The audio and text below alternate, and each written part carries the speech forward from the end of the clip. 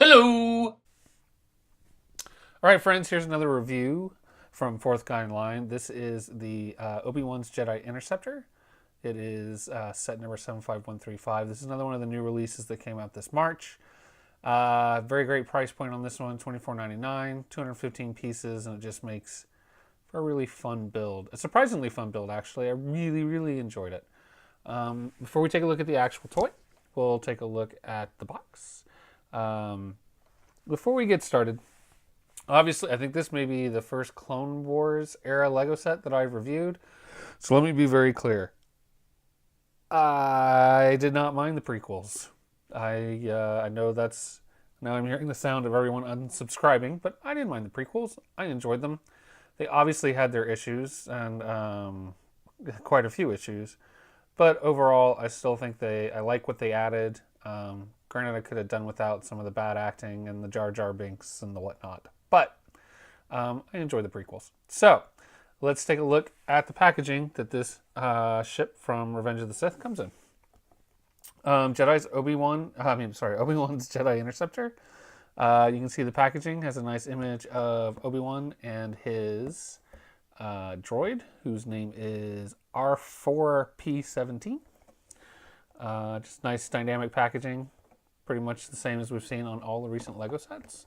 On the back, we get a few images of the opening cockpit, the foldable wings, flick fire missiles, and the like. So just some nice pictures there. And then we've got our life-size images of our minifigs. So again, very inexpensive, $24.99. It was a really fun build. So let's take a look at it. To start, we are going to look at the minifigures. We're going to start with Obi-Wan Kenobi. Really nice chest print on this one. Just love the hair, love the beard, love the printed comm. Just really nice, well decored minifigure of Obi-Wan. I like how the printing continues onto his legs, so we see kind of the long Jedi tunic. And I just think he's a great looking figure. He does come with a silver handled lightsaber with a blue blade, nothing that we haven't seen before. So as far as accessories go, at least he's got his saber. And if we take his hair off, we have another face. So the first face, stern Obi-Wan. Second face, slightly afraid, quizzical. He's got one eyebrow up, one eyebrow down. Quizzical Obi-Wan. Let's go ahead and leave him like that. So we have quizzical Obi-Wan. Ooh, his hair's on crooked. There we go.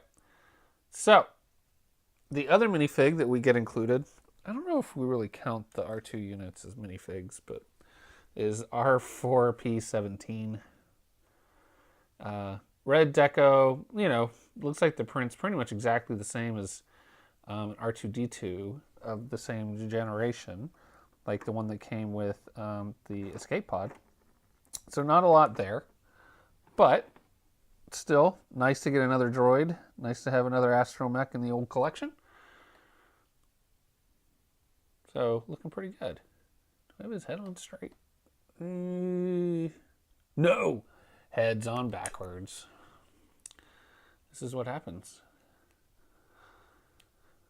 Head officially on straight. There we go. Now he's looking forward. Okay.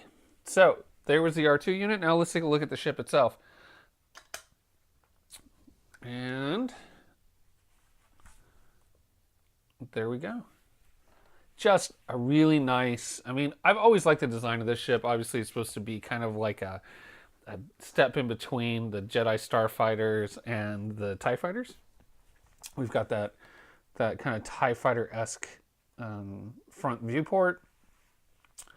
But I think it's just a cool ship design. I like the angles on the downward angles on the wings.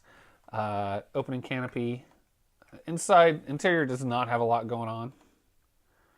It's pretty sparse as far as interiors go. And I'll also say behind the cockpit, it looks a little ugly. I like the thrusters here, but this, I don't know. Something about it just seems like they could have found a way to do something else with the back, but that's all right.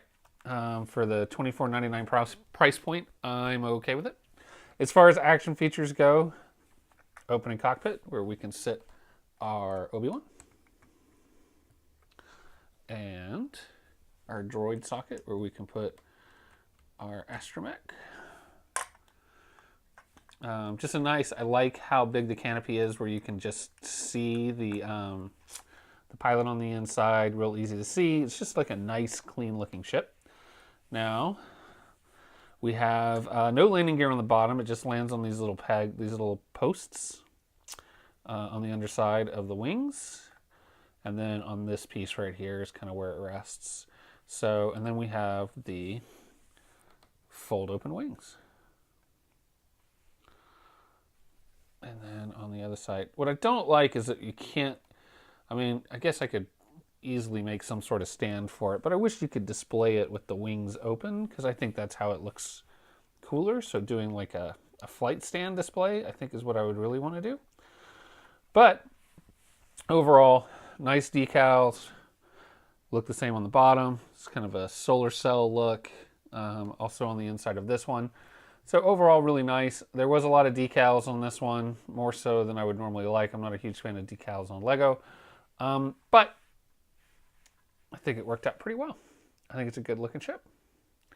So, spoiler alert, we're getting ready to look at the time lapse. So if you don't want to see the build and want to save that for yourself, you go right ahead. Oh, before we do the time lapse, we have, I forgot, flick fire missiles. See, you just put the little push on the back end. Ah, mine eye!